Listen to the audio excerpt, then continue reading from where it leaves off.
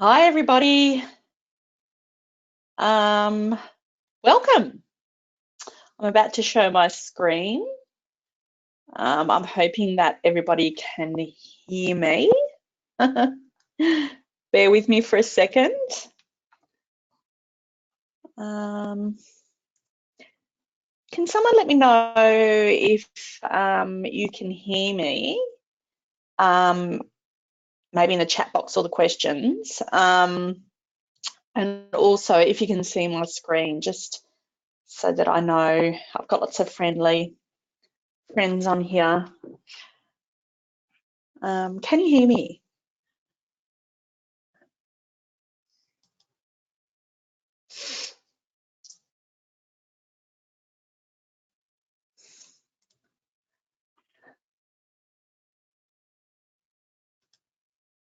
Yes. Hi, Mark.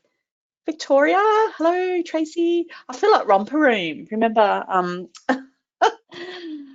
don't know if anyone's old enough to remember Romper Room. Will you say good morning to all of your, all the names there? Well, it's 12 o'clock. Yes, Victoria, as old as me. Fantastic. Well, we've got quite a good turnout here, so I'm really glad to have created a topic of interest. I thought it pertinent. Oh, Mark, stop it.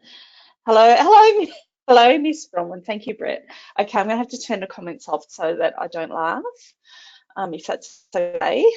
I'm on my own today. Usually I have a bit of help with the presentation, so bear with me if I sound like I'm all over the place.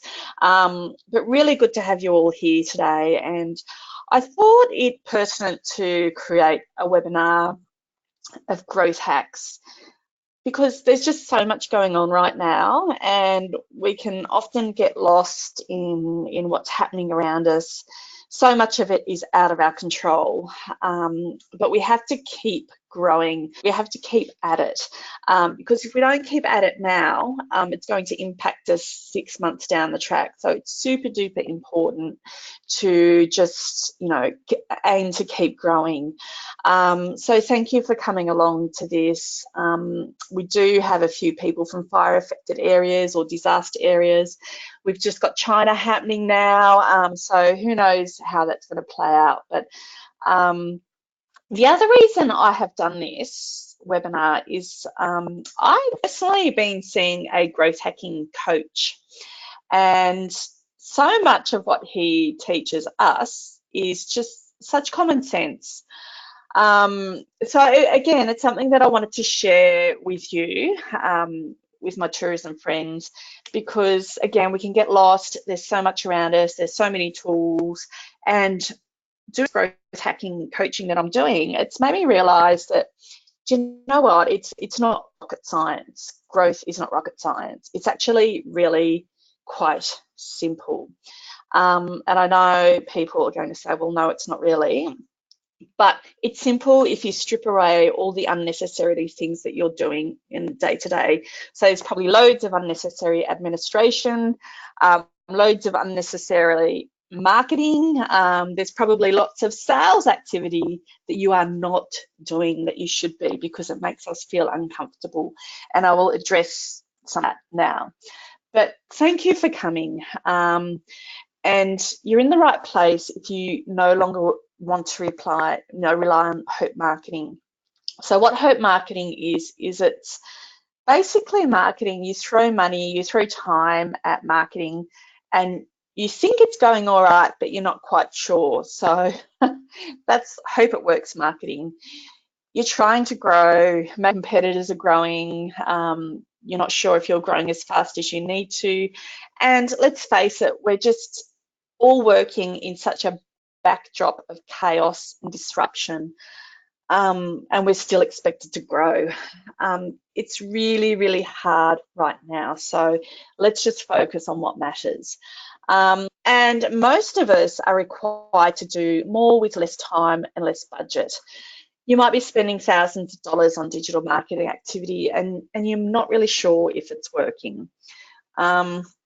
But what we're going to learn is I'm going to share my own experiences through my growth hacking coach, and I think he's helping me. We're going to talk about what growth hacking is as a discipline and a marketing principle. It's sort of a hybrid sales and marketing principle. Talk about what it's not. We go through and talk about the 6 key principles of growth hacking, and I will touch on a few of these. I'll go deeper into some of them. So some of them are more relevant to others, but hopefully today you can get something, you know, if you can take one thing away, I'd be really, really happy. And I promise you'll recognize all of these tactics. It's so not rocket science. It's not hard. I think the hardest thing for us to do in tourism is strip away the unnecessary stuff we're doing. You know, I used to work with a lady called Wendy Hills, and I don't know if any of you know her, but she had the most brilliant saying for us when we were in a flap. Remember, we're not curing cancer, we're promoting holidays to Australians. And I think sometimes we need to remind ourselves. A little bit of housekeeping, because I don't have Nadine with me today.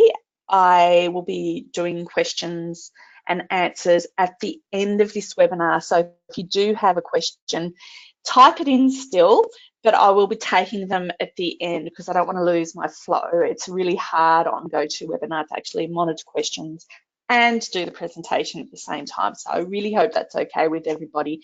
So yeah, so we'll get going. So here we go.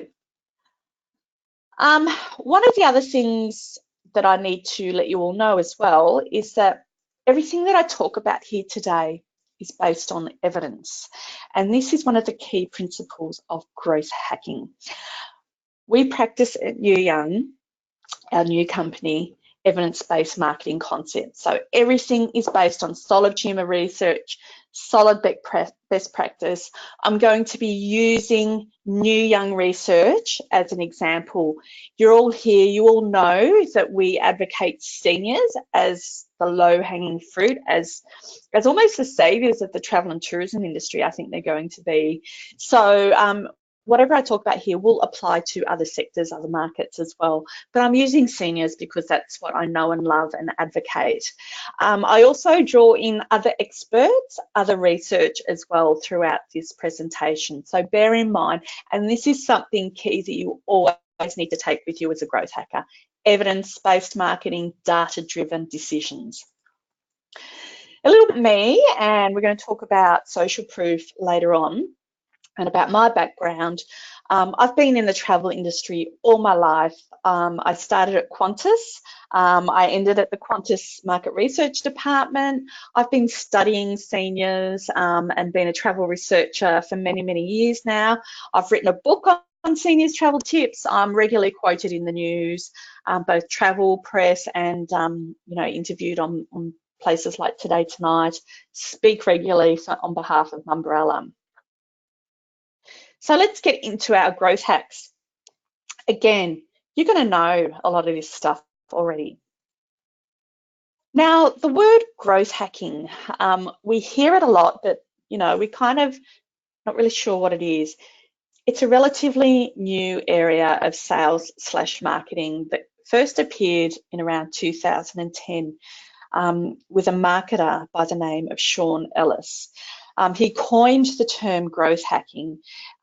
He was a startup business, and as a startup, he had no money, no resource, no time, which is pretty much the average tourism professional. But the one thing that is common to all growth hackers is that there is a relentless focus on growth as a metric. And this used to be, I guess, in the domain of early adopters and startups, and now growth hacking is being used across large companies as well, which is why I wanted to bring it in to you today. Growth hacking principles can be used, no matter how big or small you are. I mean, I'm a small business and I'm using some of these principles. So growth hackers use both a sales and marketing approach approach with focus on innovation, scalability, and connectivity. Okay, so pretty much as a travel and tourism professional, we are always going to be low on cash, low on budget, and low on time. And that's what it's all about. Again, this is where, you know, if you don't have the time to have lots of different metrics going, growth is a pretty safe bet. So fundamentally, it's about two things: growth, and it's about data and data-driven content decisions. These are the two things that drive my business and should be driving your business as well.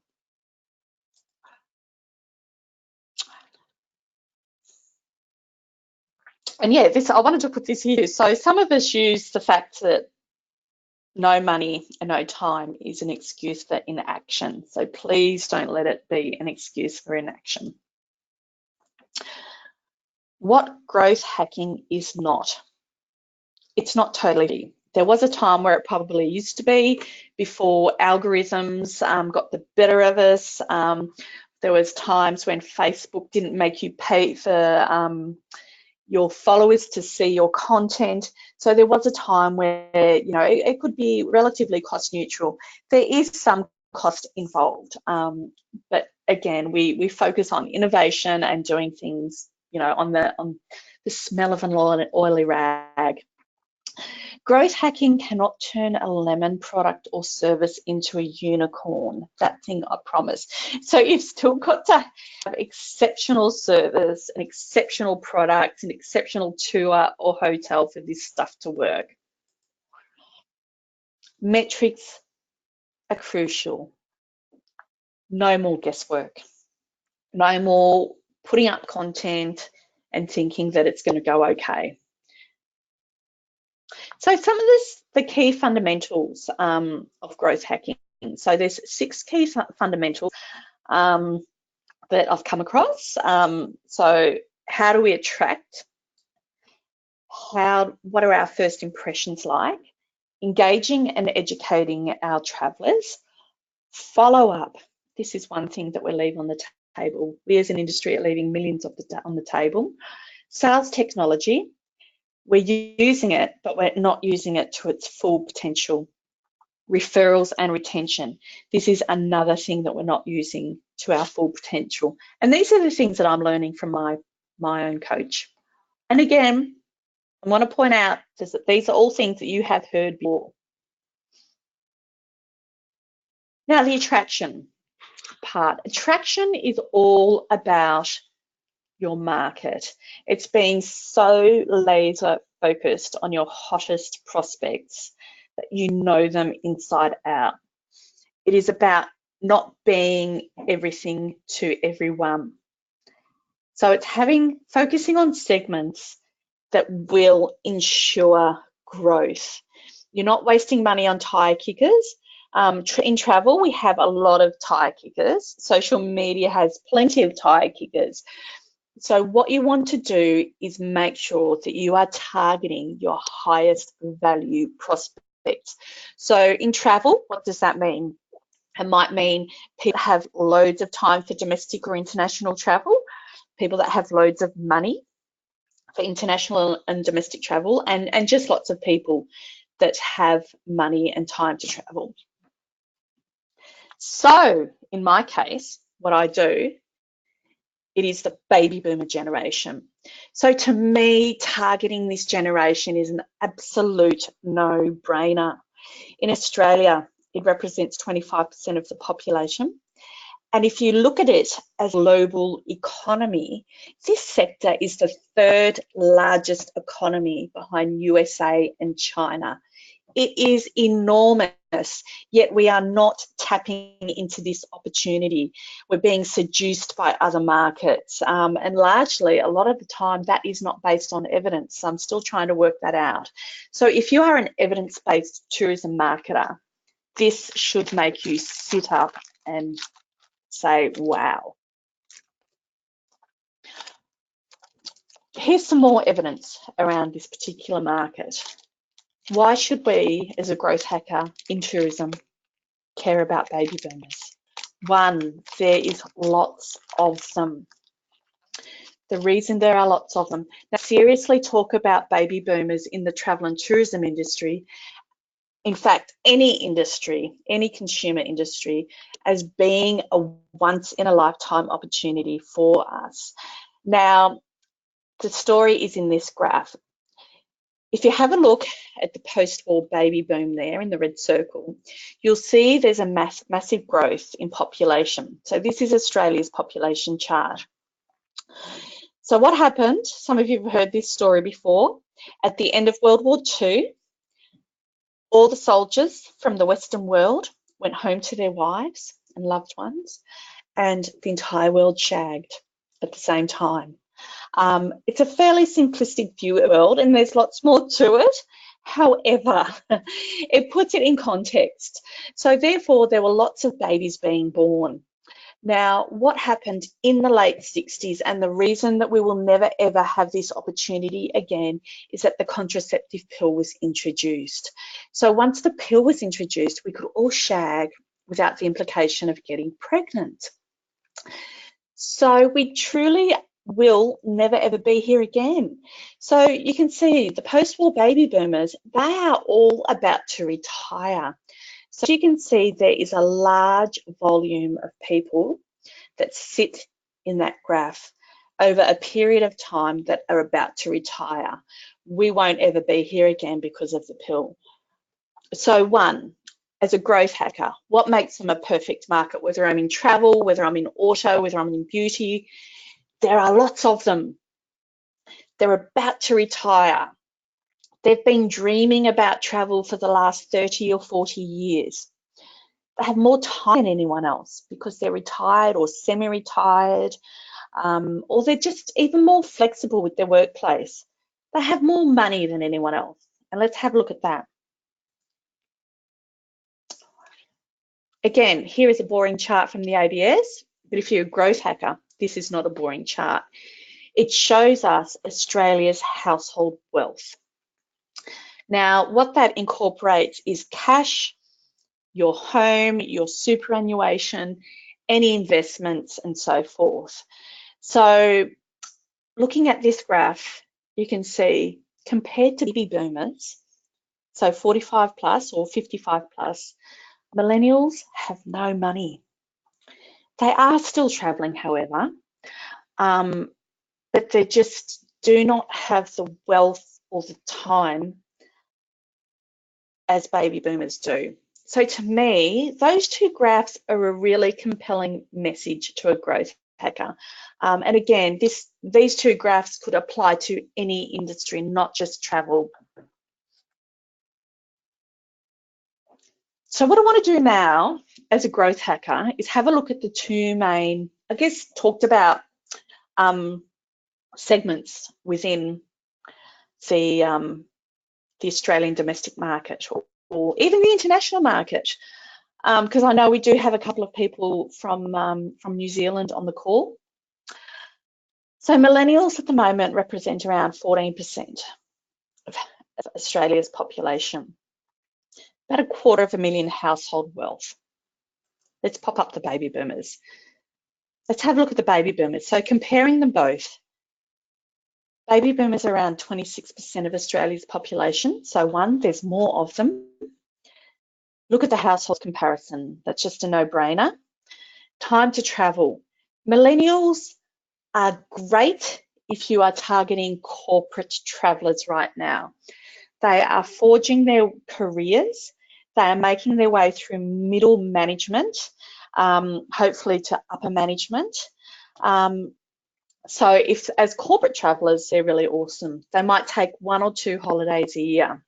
They're fairly limited when it comes to holidays because one, they're limited to annual leave. And their work. They may not want to leave work. Whereas our baby boomers, they've got all the time in the world. Now, what I've also uncovered here is some research from TripAdvisor. So TripAdvisor did a study last year asking everybody, what did you spend on accommodation in your last trip? Now, the numbers were phenomenal. A millennial spent $75 compared to $15.40. Millennials are seeking affordable. Boomers are seeking 3 to 4 star accommodation. The other thing we saw in this research from TripAdvisor is that boomers understand and are willing to pay for flexibility and value. So what that means is when they're booking an airfare, they're quite willing to pay a little bit more to be able to change the dates. So they're very different from previous older generations in that they understand the value. They want that flexibility. In terms of life stages, again, millennials are having families, they're having careers. Kids are so expensive. I can vouch, I have 3. They do sap all the money out of you. Boomers, on the other hand, the kids have gone. Their retirement packages are coming through. They've been dreaming about travel this time of their lives. This is specifically talking about the travellers for the last 30 or 40 years. And some of them aren't even retiring. They're retiring, but then they're doing something else. They might, do a startup business. They might go back to school. And one of the amazing things is some American research that came from Dr. Dan S. Kennedy, and this is a US stat.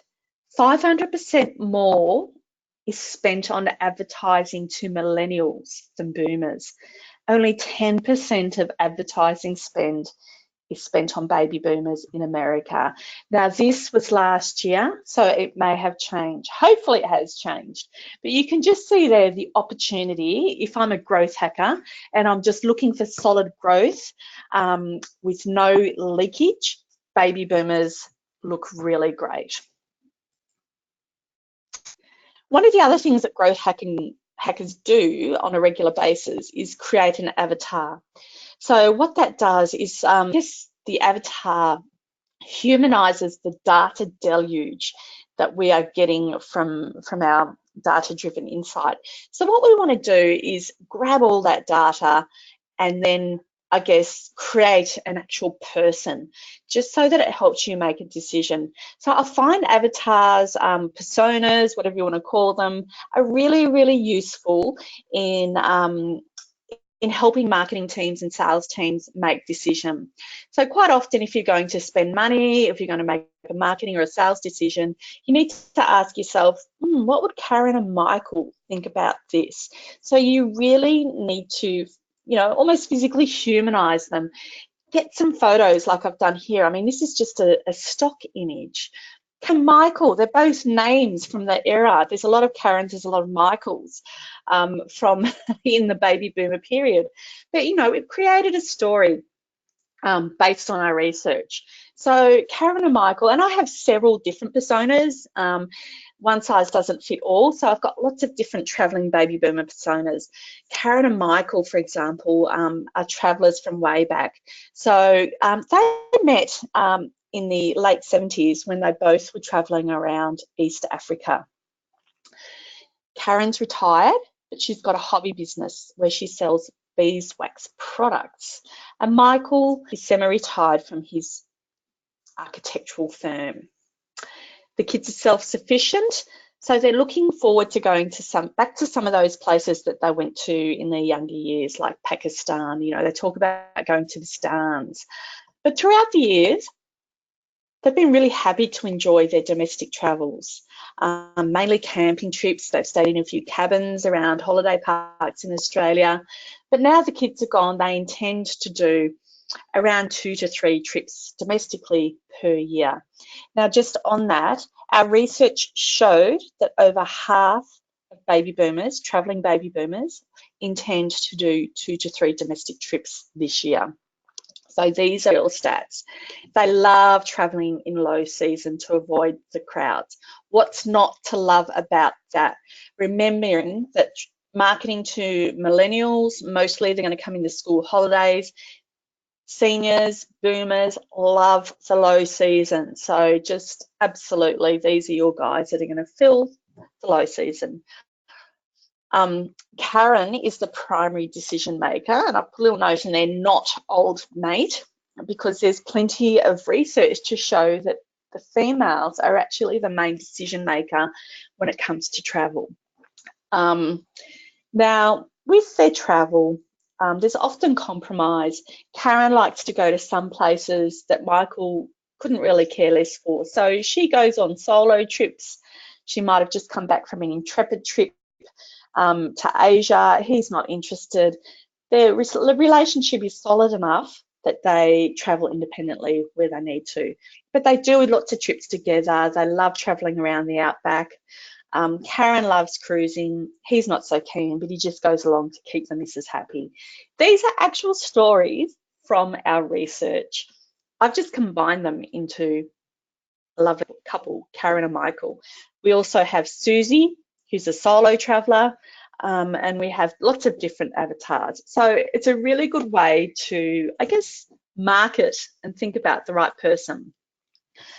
I've put in here a tip on social media because, again, with social media, if you're targeting this group of people, again, you've got such limited time and resource. Yet I see a lot of Instagram in travel and tourism marketing. This age group particular, they're not really on Instagram. The marketer may be on Instagram. So that you're not marketing to yourself, you need to look at this stuff. So where are they hanging out? Well, you pretty much know that they're on Facebook. But one of the really interesting things that we found in this research is that they're on YouTube. They are completely obsessed with YouTube videos and they watch them right until the end. So this is, again, is a really interesting finding about this group of people. So Facebook and YouTube, drop Instagram if you are solidly targeting this market. You won't need it probably for the next few years. Again, it's about, I guess, making full use of our resources. I'll be quick on this one. Another growth hack number 2 is the fast follow strategy. What happens with a lot of growth hackers is that you are not first to market. So I guess we associate growth hacking with startups, with new, with innovation. Yes, that's true, but a smart growth hack will never be first to market. You will always be a fast follower. So you're letting someone else do the grunt work for you. So in this instance, as a growth hacker, copycat is really good because early adopters tend to spend loads of money creating stuff from scratch. So what we've done here is that we can see seniors and baby boomers are being seen as massively profitable in the auto industry, in beauty. They are also driving the luxury market now. So again, take learnings from not just travel, but other verticals. See who is making the most of these guys. Growth hack number 3. Again, you know this stuff, but you've just got to do it. Engage and educate your prospect. Content is not just king, but it's queen and the court jester as well. The key here is that you need to engage and educate your prospects. You have to court them over a period of time. So they may find out about you, but you need to keep communicating with them because they may not even come to you to book for another 12 months. But your role is to keep yourselves top of mind. Most businesses will aimlessly communicate on social media, on websites with no purpose or intention, hoping one day it will produce a result. A growth hacker uses crystal clear communication that is designed to engage, educate, and ultimately sell your product or your service or your destination, any one of these things. I can't stress enough the importance of content. Now, this is where I want to draw on some other research. Now, I guess social media gets a lot more attention in the travel and tourism industry than, say, what content marketing does. I'm not sure if this is you. You may know people who are in this boat, but I wanted to show you some research. Now, this really came through loud and clear in our baby boomer research. These guys are overwhelmingly using search, using Google for travel inspiration, information planning and booking. Search, search, search. Okay, so they're not using, you know, they might go into Facebook for a day, for an hour or two, but when they're looking for researching travel, they are spending hundreds of hours on the internet looking for travel inspiration. You've just got to have content on there. You've got to have stuff that is interesting and useful and helpful to the traveller. So you can see here in Proficient Digital did a study last year. Now this isn't just to baby boomers, this is across the entire population. Google overwhelmingly sends a majority of traffic to your website, followed by the rest, and then followed by Facebook and YouTube. You can't lose sight of this stuff. Okay, this is so important. So there are implications here around content. You have to see yourself as a publisher of content, a content marketer almost. And I can hear you groaning from here. But there's two sides to this. We're going to deliver what the consumer and the traveller wants to hear from us. We're going to deliver on the information that they are looking for when they are spending those hundreds of hours researching for travel ideas. The other side of this is Google wants us to do this. And let me tell you, if you are a friend of Google, Google will be a friend of yours. The way the algorithms work now is that the more content that you put out that is relevant to your avatar or your ideal customer, the more likely it is going to present you in a search to your ideal customer. This is what Google wants. So the more content that you push out, the relevant content that you push out, the more you update your current content, the more likely Google is going to present to you in a search. So one, you have to be there, and this is from Google. You need to be useful. So just don't aimlessly put information on there. And I know it is so hard to think of topics and ideas. I'm going to show you a little bit about that later on. And you have to be quick. One of the most snacked on micro moments, when I talk about micro moments, it is short, sharp bursts of search activity on mobile phones. One of the most popular searched topics is travel. It's probably the #1 searched topic on a mobile. So a my moment might be you're waiting at a bus stop or you're waiting at a train. You might be waiting for your kids. You're picking them up from school. They'll go in and they will have a look, you know, and they're really highly charged moments. And the top 2 questions typed into Google about travel are what to do in and where is in. So again, making your content super relevant, it's stackable, it's easy to scroll, it's easy to scan, you've got beautiful visuals, beautiful pictures, beautiful videos of no more than a couple of minutes. This is the stuff that they're looking for. Now, I have found this amazing tool that is going to help you with this. It's called Answer the Public, and I love this tool. So I'm going to take you through this and show you a little bit on how it works. And what it does is it will provide you inspiration on content to create. So that's content for your public relations, your social media, and content you're going to create, because baby boomers are spending their hundreds of hours, you know, researching travel. The great thing about this tool is that it shows you real-time search queries, which you will not find in the Google keyword tool. And it's something that's fairly easy to access. So you can find your frequently asked questions. And again, these are relevant queries people are putting into the search box that you can create into content. So your traveler's going to love you and Google's going to love you back as well. So I want to show you just quickly how it kind of works. And I'm not affiliated with Answer the Public in any way, shape or form. Let's hope it's remembered my login. has. So you get this creepy looking guy. Some people love him, some people hate him. And what you do is you can type in your destination here. So you might be, say, Indonesia. You might be a destination or a hotel that is in regional Australia. It's really hard to concentrate with him. So what I might do is put in my keyword, road trip.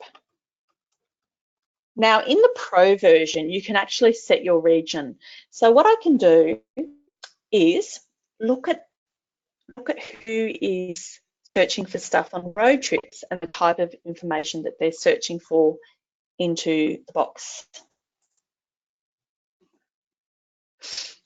So if you type in road trip, I'm just going to show you how fabulous this tool is. So when I'm talking road trip, you could be a cafe, you could be a visitor information centre, be a destination, you could be a hotel, you could be anything affiliated with a road trip.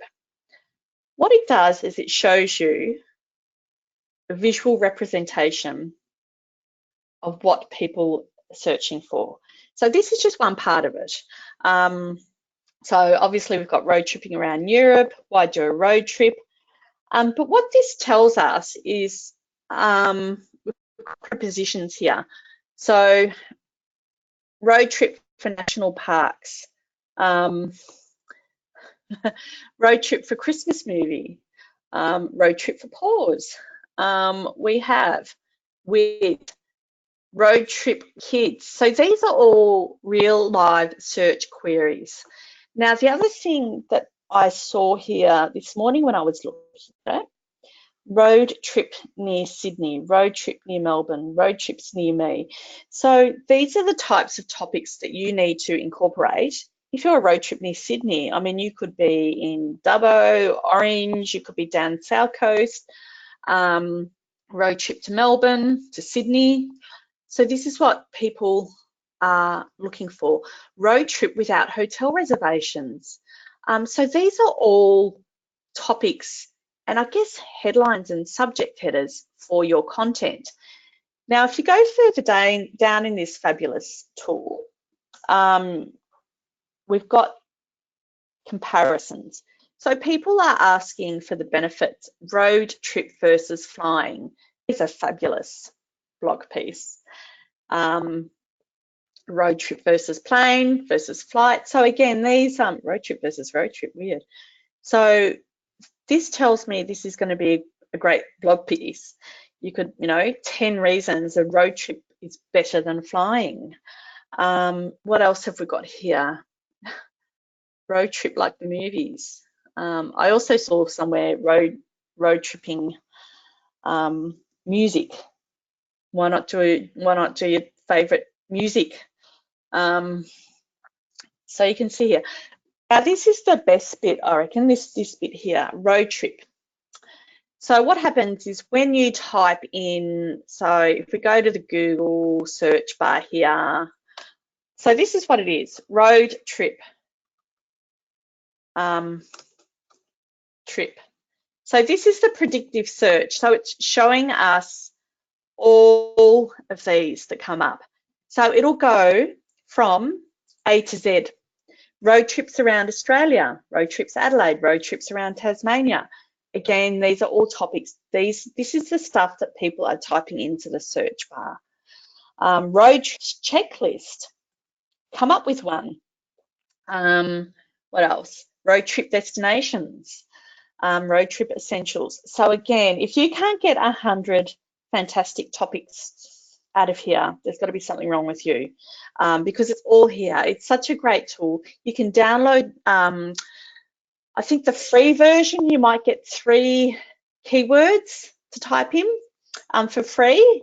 Anything over and above that, you need to pay for the Pro version, but the Pro version I think is $90 a month. And you can see there's some really awesome ideas. A road trip journey planner, New Zealand. See, we've got Aussies searching for road trip New Zealand, South Island, NZ. Here as well. it's fabulous. Again, I have absolutely no affiliation with this, but I just love it so much. And it's easy to use. All right, let's get back. Yeah, he does my head in, this guy, sometimes. Social proof. Again, this is another hack for you to incorporate. This is what I've just done here. And again, we don't do it enough. We've got it on TripAdvisor. Our baby boomers automatically will go to TripAdvisor or Google reviews. So this is where they're going to go to, I guess, get a deeper understanding of what you're all about. So don't just do advocate TripAdvisor because it's easy, because we know about it.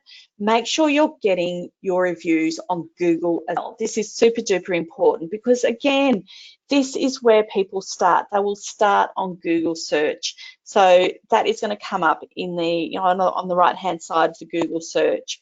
Collect any mentions you've had in the press, whether it be local press, anything at all. Put it on your website because, again, it just tells people a story. It tells them something about you. Oh, my other growth hack. Follow up.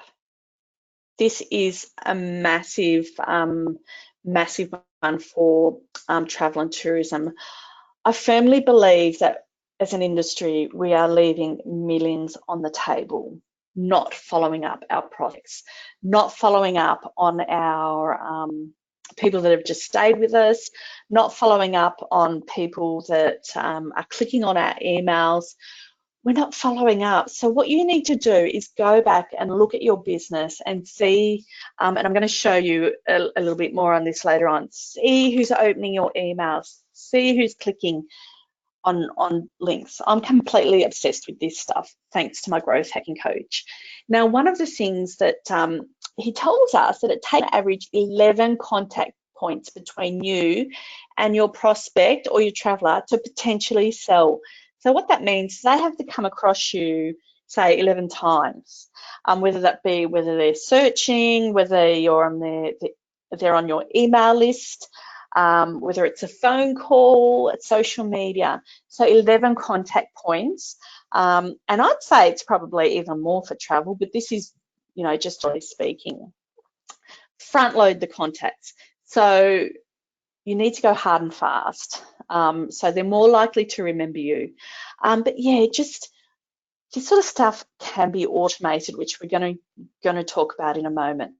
And one of the most underestimated tools of follow-up is the telephone. Get on the phone. So if you have people that have stayed with you in the last week and they were super duper happy, call them, ask them, how was your stay? Do you know anyone else who would like to stay with us? So we need to start following up a lot more than we do. Again, this is easy stuff, and it's something that I guess makes us feel uncomfortable, especially if we're talking about getting on the phone. And again, that's why people don't do it, because it does sometimes make you feel uncomfortable. I mean, I've started cold calling in my business, and you feel like you want to vomit sometimes, but you just got to get on and do it because you're the one that's going to be growing when everybody else is just, hanging their hat and waiting for their inbound marketing to work. The other thing that came to me recently through well, not a client, an affiliate, I should say, is that his sole job is to send out email to their database and also social media activities. So what he was doing was creating these really awesome emails that went out to thousands of people, thousands of cruises, I might add, on the latest cruise activity updates, who's coming into port and so forth. But he wasn't passing the results of the activity onto the sales team, so the frontline retail team. So what he was getting and what we were seeing in his CRM reports, that sometimes one guy, Kevin, who had opened his email and clicked on the links 19 times. So what that meant was, say, maybe not Kevin 19 times, but he may have forwarded that email to his friends, to his wife, to his family, and they're thinking about going on that cruise. But he never passed this information on to the retail team. So they're doing this activity, but it wasn't being passed on. You need to proactively call Kevin. And I think when he went and asked the sales team, the response was, oh no, he hasn't booked with us for quite some time. And I'm like, where is he booking then? He's obviously booking somewhere else. Get on the phone. So I'm not sure of the outcome of that, but these are the sorts of things. So if you are creating emails, sending emails out, make sure you follow them up. Follow up who's opening them. You would have seen on this webinar, what I did about half an hour ago or before the webinar started, I actually went in and had a look and had a look at to see who opened the original email. So obviously it wasn't everybody that got the email, but a certain percentage opened it. Not everyone has time to register. It falls off the radar. So I sent out that one half an hour before of those who had opened up. So you can see all of this stuff on your CRM system, which it brings me to my next hack. I think I've got my numbers a bit out of whack. Anyway, sales and technology. Again, drawing on the last one, follow up, marketing, talk to sales. And in fact, can I just say, you may even be yourself, both the marketing and the sales team. This is what I am. I am marketing and I am sales. And as a growth hacker, I see myself as someone who is in business development, not someone who is in travel research. So it's about repositioning who you are. You need to be a salesperson and you really need to leverage what your marketing team is doing. So that could be you. You need to leverage yourself. But yeah, check who's your EDM. Give them a call, ask them if it's okay. Are you providing the right information? Now, a lot of us out there use MailChimp. I use one called Leap, but I know MailChimp allows for things like easy segmentation. It allows for analytics. You can see who opened your email. You can see who's clicked on your email.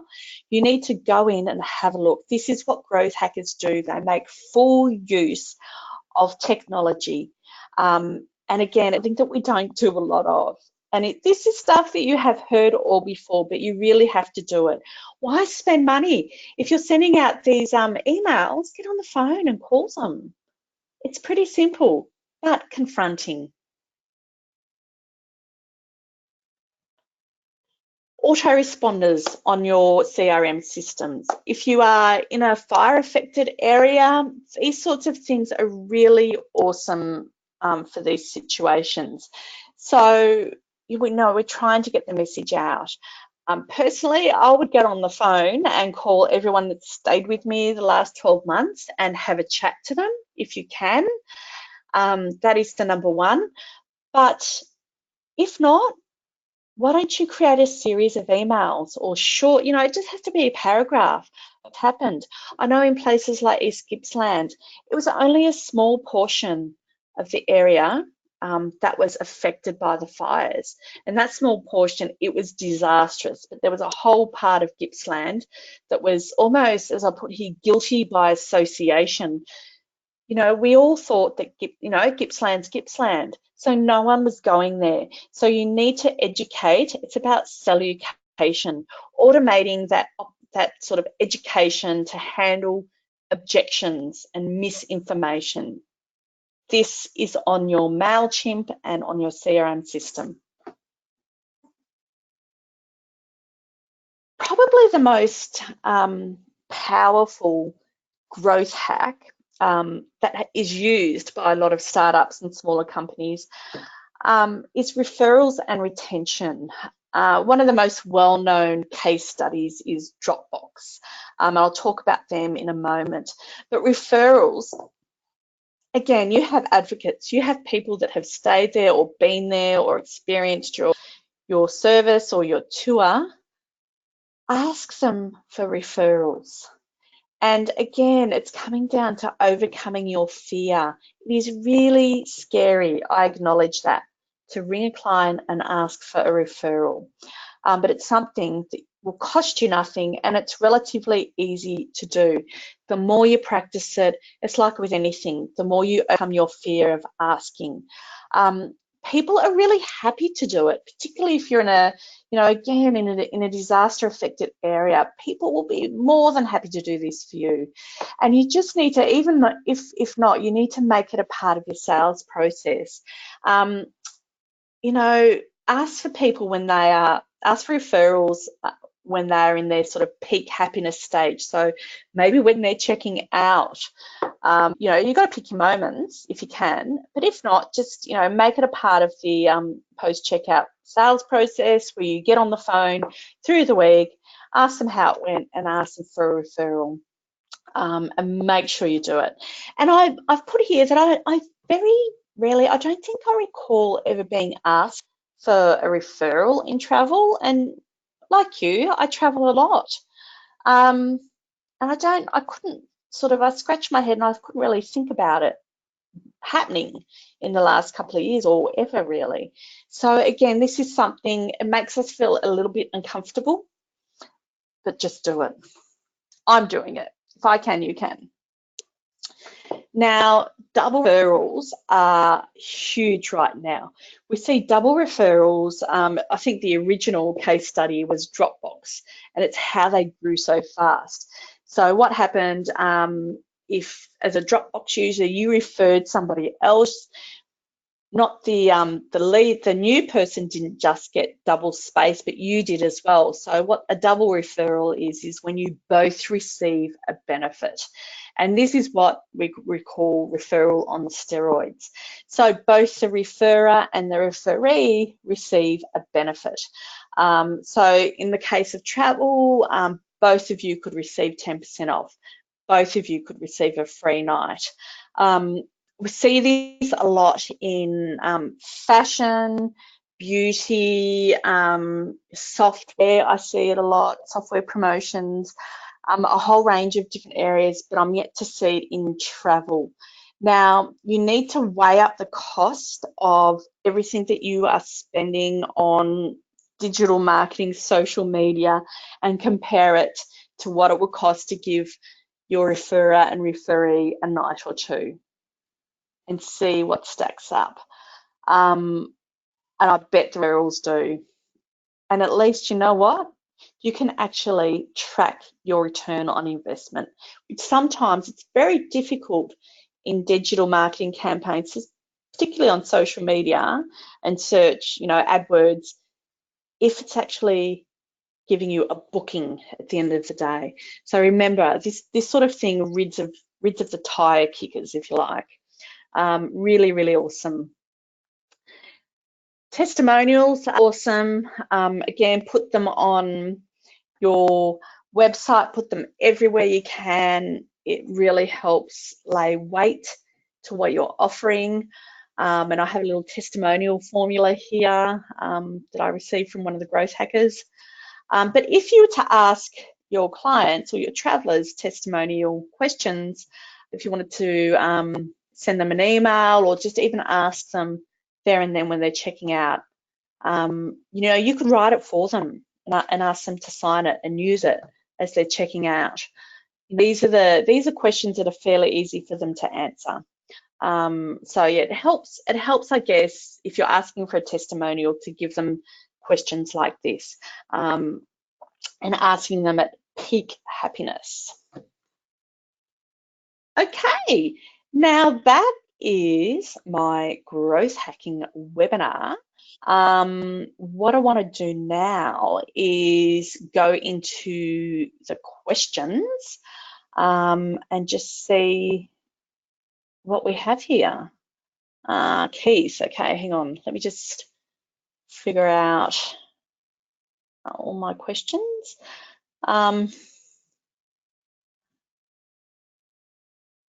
Let's see. Thank you. I've got old ones here. Sounds great.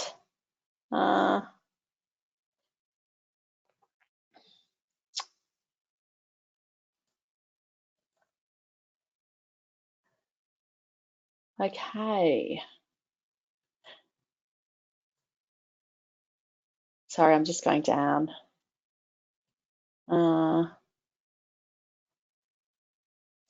Useful tips. What does front load mean? So what that means, Keith, is in a campaign, you might be running, it means that most of the activity is being done at the beginning of the campaign. So you might have, a campaign running over a week or a month. Make sure most of your emails, or not even just emails, but emails, a mix of emails, phone calls, text messages, most of the activity does happen in the beginning of the campaign, and then gradually lessen it as it goes along. So that's what that means. I hope that helps. Okay, and Marie, oh, thank you. Useful tips, front load.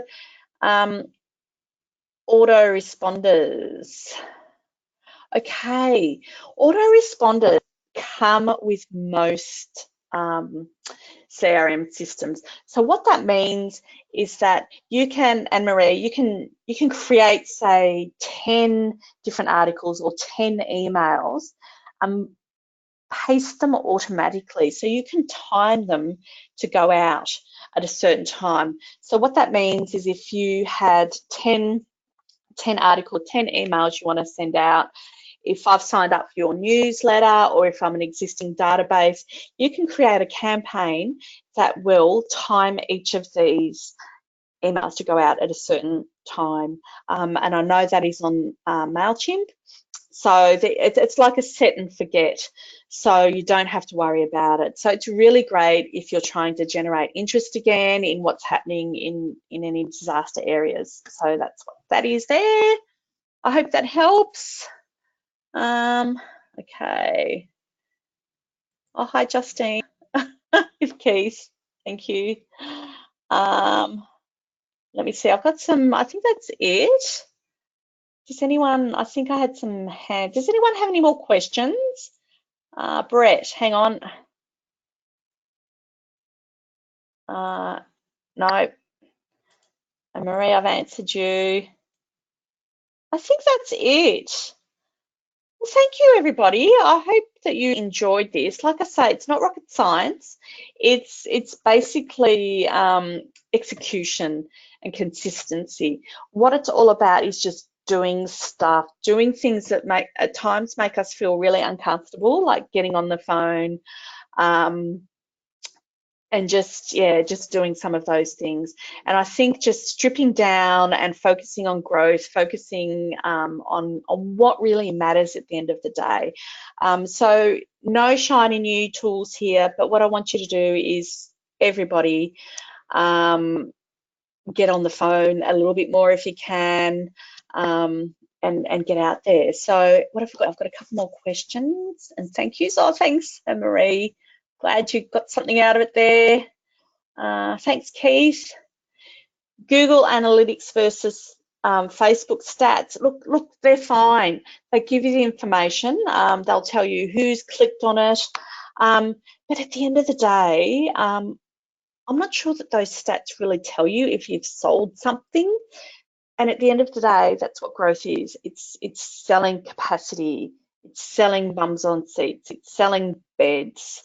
So at the end of the day, that booking button is going to tell us if it's worked. Getting on the phone is going to tell us it worked.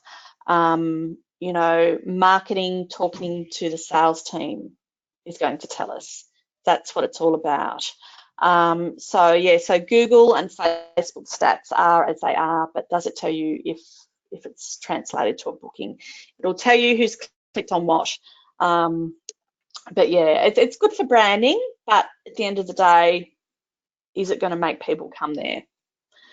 Thanks, Brett. All right. I think any more last minute? I had a bit of a run there when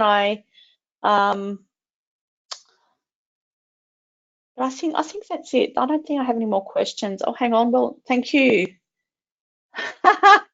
Yes, it is. Google is the herd of elephants. Thank you, Mark. I like that. Um, that's awesome. Alrighty. Well, thank you, everybody. This will be set as a recording. What I will do is I will send it out to everybody, and you can all pass it on or save it, whatever you want to do. But thanks again for your time. I hope you all got something out of it. And with all the names, I've got a lovely, friendly audience. Thanks again, everybody. And feel free to contact me personally at any time to ask any question that I didn't address here. Have a great day. See you.